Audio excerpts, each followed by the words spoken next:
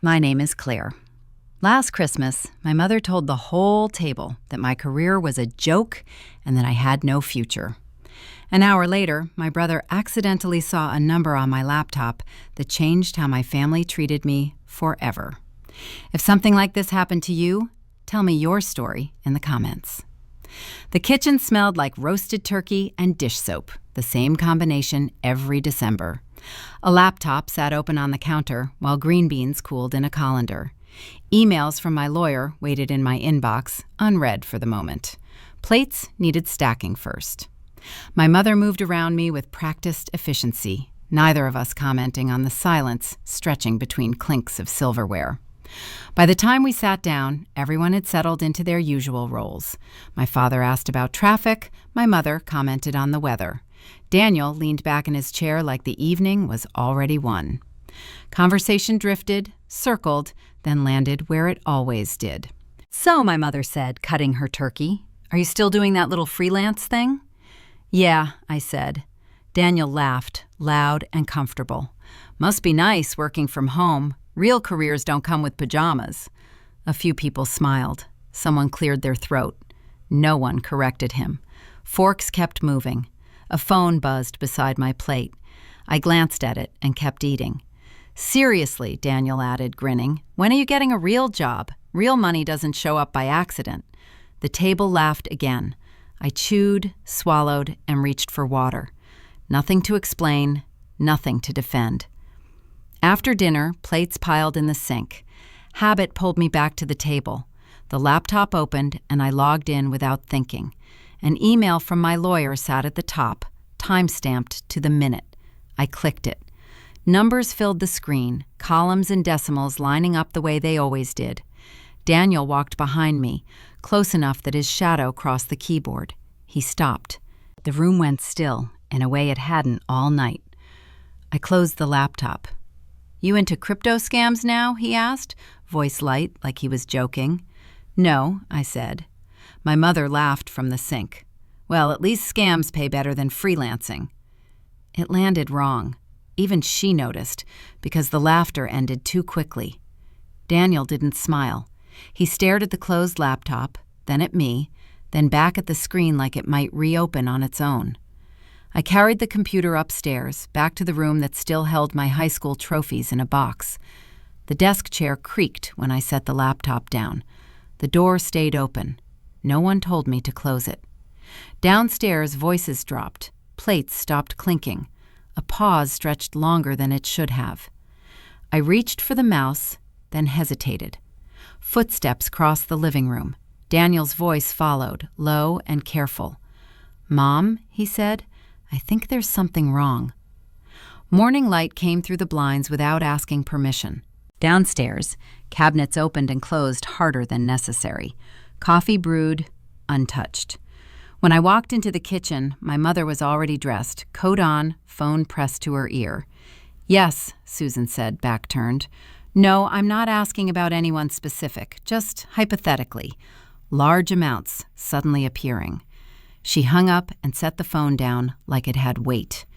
Daniel sat at the table scrolling through his phone, suit jacket folded beside him. He looked up when I reached for a mug. "So," he said, "where did the money come from?" I poured coffee. "And before you say anything," he continued, "did you report it? Taxes, disclosures, all that?" "It's handled," I said. Susan crossed her arms. "Handled how?" "With a lawyer." Daniel smiled, thin and quick. "Because if there's anything illegal, you should know it doesn't just affect you. The whole family could get dragged into it." A spoon clinked against the mug. Steam kept rising. "I'm not explaining my work at the breakfast table," I said. Susan didn't raise her voice. "If you can't be transparent, I don't feel comfortable having this in my house." The sentence sat there, neat and complete, like it had been rehearsed. Daniel leaned forward. "Look, this is literally my field. I can help. Just let me take a look at the accounts, make sure everything's clean." "No," I said. He spread his hands. That response usually isn't reassuring. I went out for coffee after that, more out of habit than need. The cafe down the street hadn't changed since high school. Same chipped mugs, same handwritten menu. When I came back, the front door was unlocked. The laptop was on the desk where I'd left it. The screen was dark, but the cursor blinked when I nudged the mouse. A browser window was open, not the one I'd closed. Nothing was missing, no files deleted, no messages sent. The login history, though, told a different story. Time-stamped, local IP. Daniel's footsteps sounded in the hallway behind me. "I'm just trying to protect the family," he said, standing in the doorway. "By logging into my accounts?" He didn't deny it. "If you have nothing to hide, why does it matter?" I closed the laptop. Upstairs, the room felt smaller than it had the night before. Downstairs, Susan called out that dinner would be later, that everyone needed to be home. A family meeting, she said, to clear things up. In the driveway, phone service finally stabilized. Maya picked up on the second ring. "Did you give anyone permission to touch your accounts?" she asked. "No." "Then start documenting everything," she said. "Dates, times. Don't argue. Just collect." That was it. No questions about numbers, no surprise.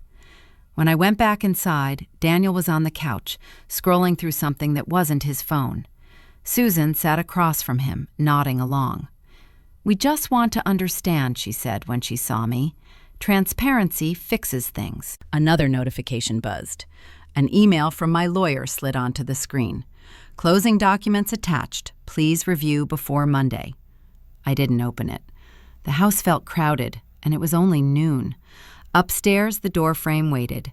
Downstairs, Daniel was already talking again, outlining risks, consequences, the kind of language meant to sound responsible.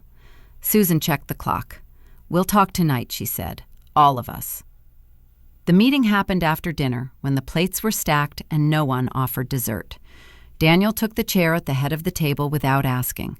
Susan sat beside him, hands folded, eyes fixed on a spot that wasn't me. Daniel cleared his throat. "I've been thinking about this all day," he said.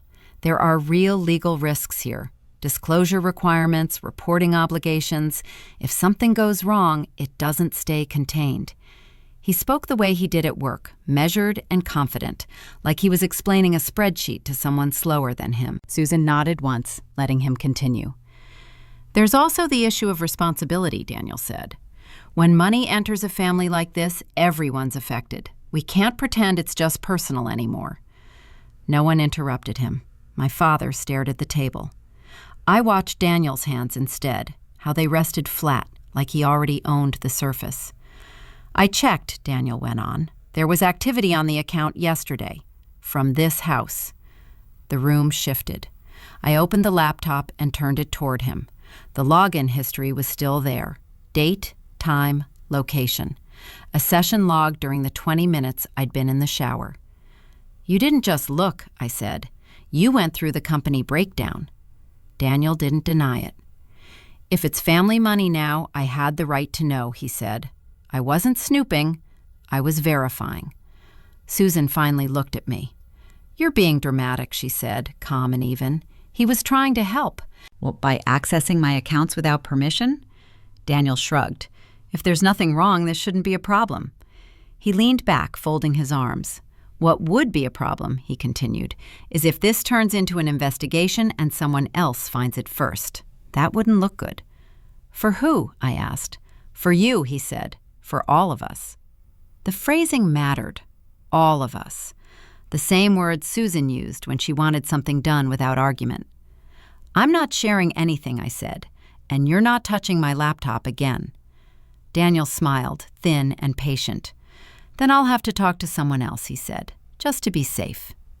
Susan didn't react. She didn't tell him to stop. She didn't ask who. I stood and closed the laptop.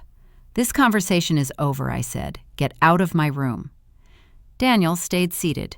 "See," Susan said, shaking her head, "this is what I mean. You're making everything bigger than it needs to be." Well, Daniel rose slowly, like he was indulging me. He stepped aside, letting me pass, but not before adding, almost casually, "You should think about what happens next." Upstairs, the hallway light buzzed faintly.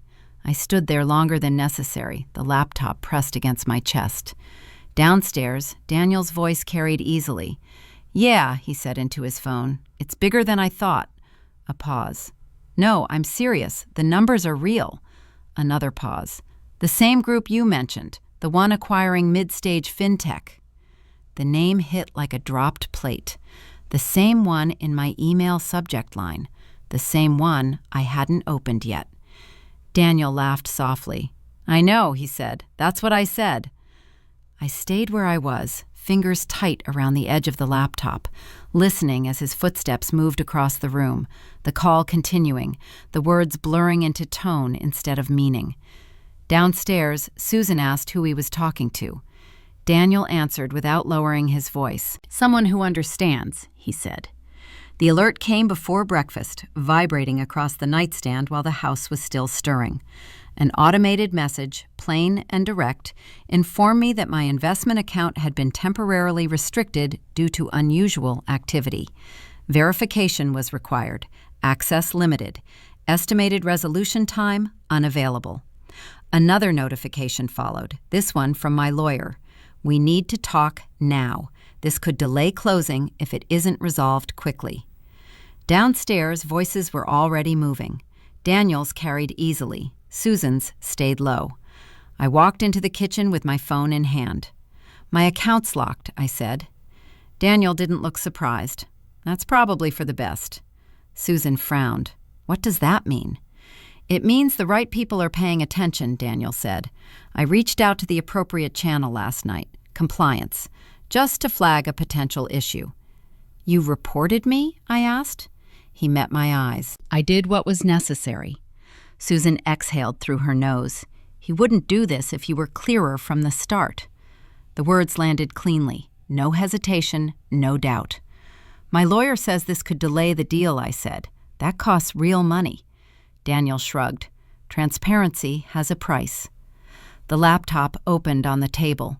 The login screen stared back, unresponsive beyond a notice explaining the restriction. No balances, no access. The numbers that had triggered everything were gone. This is temporary, Daniel said. If everything checks out, it'll be fine. And if it doesn't, then it's better to know now. Susan nodded like that settled it. A message from Maya came through as I stepped into the hallway. She answered immediately. He's not checking legality, she said after I explained. He's establishing leverage. He says he's protecting the family. That's the language, she said. Control dressed up as concern. Back in the kitchen, Daniel was already on another call, voice lowered, pacing. Susan watched him with the kind of patience reserved for someone believed in completely. The house rule echoed without being said. Doors unlocked. Trust assumed. Privacy treated like a phase. Another email arrived from my lawyer. You need to remove yourself from that environment. Stop all family interaction related to the transaction. Today. I closed the laptop and went upstairs. The old room waited, unchanged. The suitcase still fit under the bed. Daniel followed me halfway down the hall. This doesn't have to be hostile, he said. If you just let me help, stay out of my work, I said. Susan appeared behind him. If you walk out now, she said, don't expect things to go back to normal. The suitcase zipper caught for a second, then released. Keys went into my pocket. Phone followed. The laptop stayed closed as I lifted the bag. Daniel stepped aside, giving just enough space to pass. His phone buzzed again. This will be better for you, he said. The front door opened, the lock clicking louder than usual, and I stepped onto the driveway with my phone lighting up in my hand, my lawyer still typing, the engine already starting in my head as the door pulled shut behind me. Maya didn't ask questions when the car pulled up. The gate buzzed, opened, and closed behind me. The spare key sat where it always did, under a planter that never held real plants. The suitcase rolled across the floor, stopped by the couch, and stayed there.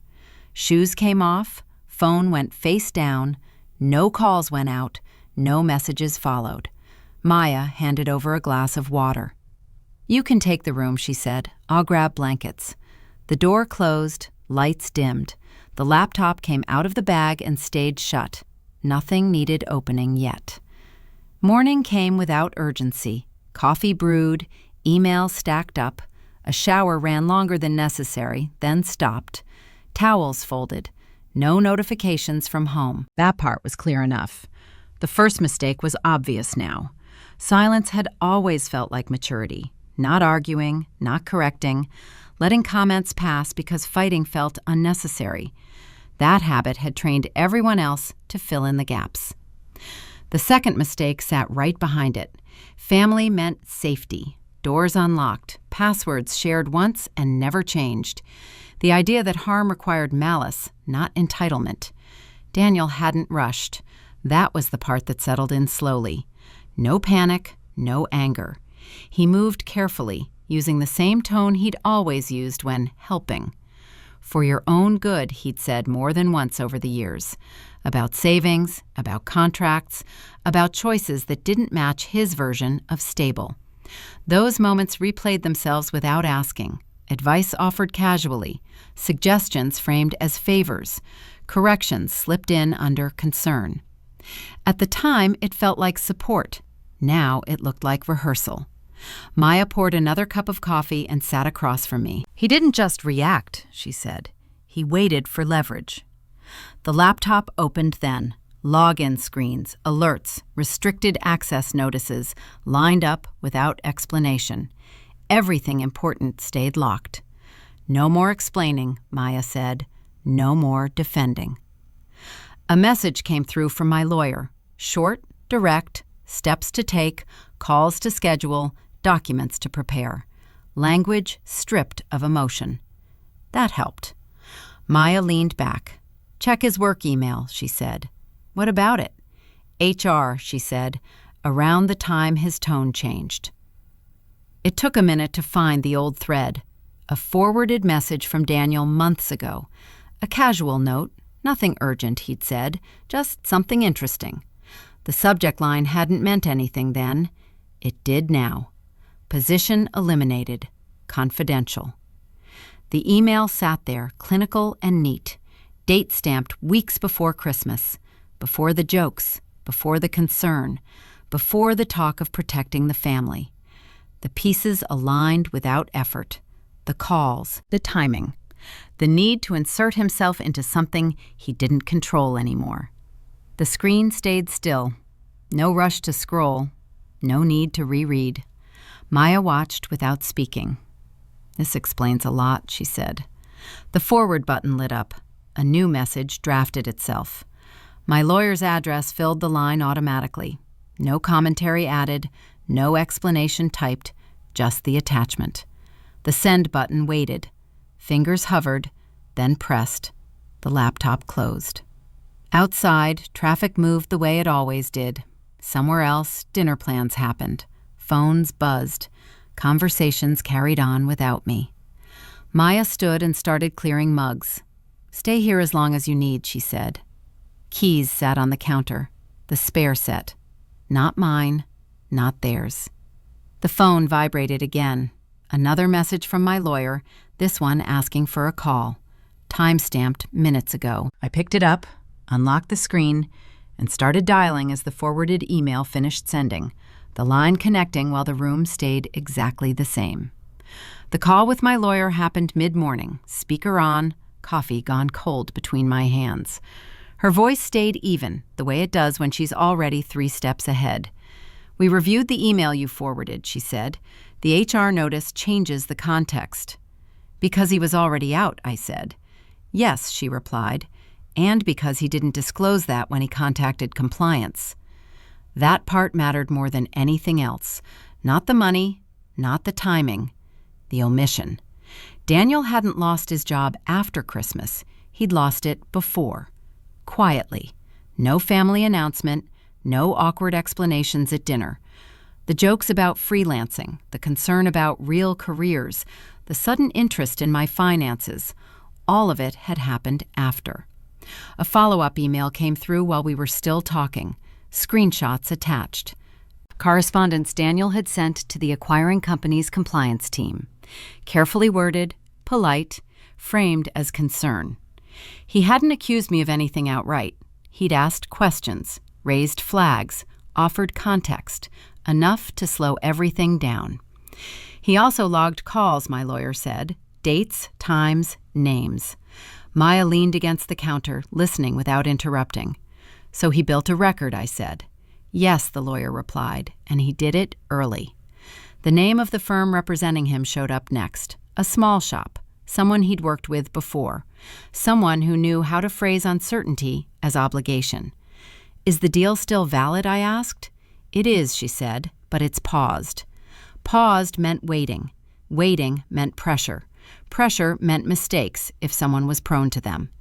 Emails stacked up through the afternoon, requests for clarification, polite follow-ups, neutral language that carried weight anyway. Daniel sent a text late in the day, just making sure everything's being handled responsibly. No question mark, no greeting. I didn't respond. The pattern came into focus without effort. He'd needed money, yes, but more than that, he'd needed footing, authority, a reason to step back into a position he'd lost without anyone noticing. The first call in the kitchen, the second one on the stairs, the third to compliance, each step taken before anyone else had a chance to move. "He planned this," I said. Maya nodded once. "He didn't want answers," she said. "He wanted time." Another call from my lawyer came through as the sun dropped lower. "If you want this resolved quickly," she said, "we'll need to force transparency." "From him," I said. "Yes," she replied, "more than he's comfortable with." That meant putting information where Daniel couldn't manage it quietly, where his version wouldn't be the only one in the room. "What does that look like?" I asked. She paused, choosing words. "It means not keeping this contained," she said. "It means letting the full timeline be visible." The phone stayed warm against my ear. Somewhere down the block, a car alarm chirped and stopped. "And if I don't?" I asked. "Then we wait," she said. And waiting favors the person who set the delay in motion. After the call, the laptop came back out. The restricted notice still sat at the top of the screen. No change. Maya opened her calendar, then closed it again. "He's not done," she said. "No," I said. The email thread with Daniel's compliance contact scrolled past. Familiar phrases: risk mitigation, fiduciary responsibility, the same words he'd used at the table. One line stood out, a reference to his current role, present tense. It wasn't true. Another message came in, this one from Susan. "We're worried. This has gone too far." No mention of Daniel's involvement, no acknowledgement of the lockout. I set the phone down. The lawyer's final note of the day arrived just before evening. "We can proceed, but you'll need to be comfortable with exposure. Once this starts, it won't be subtle." The cursor blinked at the end of the message, a decision waiting to be acted on. Maya gathered the empty cups and stacked them in the sink. "Whatever you do," she said, "do it clean." The meeting invite came with a long subject line and a short agenda.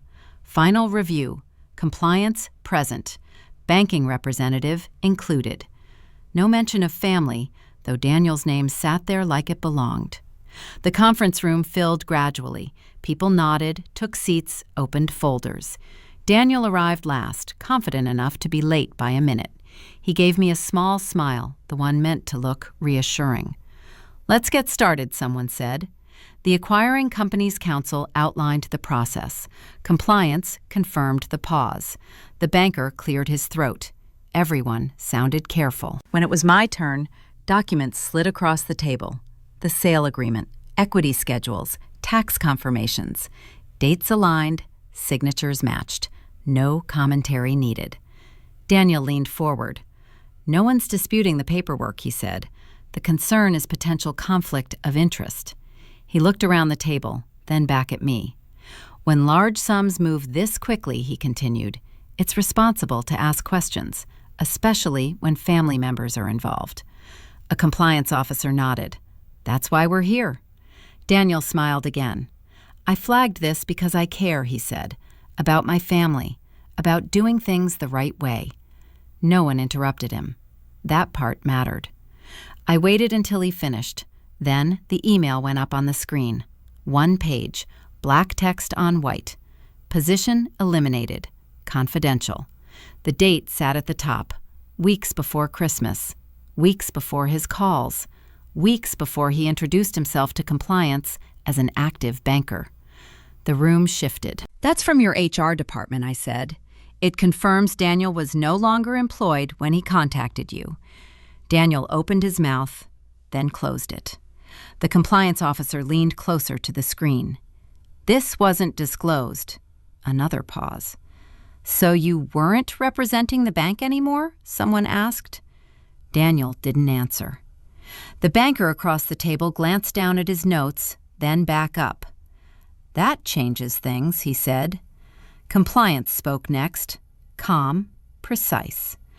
"Contacting us under that pretense constitutes unauthorized interference," she said. "We'll need to escalate this." Daniel pushed his chair back slightly, then stopped. He looked at Susan's empty seat in his phone contact list, thumb hovering, then dropped his hand. "This is being taken out of context," he said. The compliance officer shook her head. "The context is clear." Silence followed. Not uncomfortable. Final. The decision came quickly after that. The transaction would proceed. My access would be restored. Daniel's actions would be reviewed separately.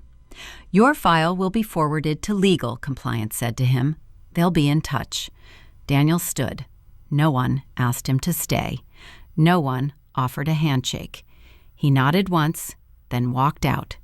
The door closed. The meeting continued without him. Dates were confirmed. Next steps outlined. The agenda wrapped up as if nothing unusual had happened.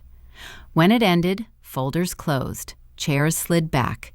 People left in pairs, then alone. I stayed seated for a moment, gathering papers. The banker paused beside the door. "For what it's worth," he said, "you handled that cleanly." Then he left. The screen went dark. The room emptied. My phone vibrated with a new notification as the compliance officer stepped out. Access restored. I closed the laptop and stood, the chair legs scraping softly as the room reset itself, the outcome already moving forward without waiting for anyone to catch up. The updates came without ceremony. A short email from legal confirmed the review was complete. Daniel's name appeared once, then disappeared into language about restrictions and professional boundaries. Certain financial roles were no longer available to him. The message didn't say permanent, but it didn't say temporary either. Susan heard it from someone else first. A cousin called, then another. By the time she left a voicemail, the words had been sanded down to concern. "We're just trying to understand what happened," she said. No return call followed. Months passed. Schedules filled themselves. Work moved forward. The transaction closed on a Tuesday afternoon, right on schedule. The confirmation email opened with a polite line that felt almost personal. "Thank you for your patience." I saved it without replying. A family dinner happened in early spring. Neutral territory, no holidays attached. The table was smaller this time. Daniel arrived late, stayed quiet, left early. No one asked him about work. No one asked me either. Susan commented on the weather. Someone mentioned traffic. Plates were passed. Advice stayed off the menu. Afterward, Susan walked me to the door. "Your brother's been having a hard time," she said. "I know." "He's looking," she added. "Things are complicated right now." "I'm sure they are." She hesitated. "Maybe you could help," she said. "Just point him in the right direction." The porch light flickered once, then steadied. "He'll figure it out," I said. "You always said he would." Susan didn't argue. She nodded, slow, like she was adjusting to a version of the sentence she hadn't practiced hearing. The lease signing happened the next week. A clean apartment near downtown Austin. Nothing fancy, enough light, a working lock. The pen moved, initials landed where they needed to, keys slid across the table. Emergency contacts changed, passwords updated, access lists shortened. Old permissions removed one by one. The phone buzzed less after that. One evening, the box from my parents' house arrived. Addressed neatly, no note inside, just the things that had been left behind over the years. A sweater, a book, a spare key. The key felt heavier than it should have. It went into a plain envelope. the envelope into a drawer. The drawer stayed open while I checked the calendar, answered one last email, closed out the day. The phone screen dimmed on the counter. The drawer slid shut.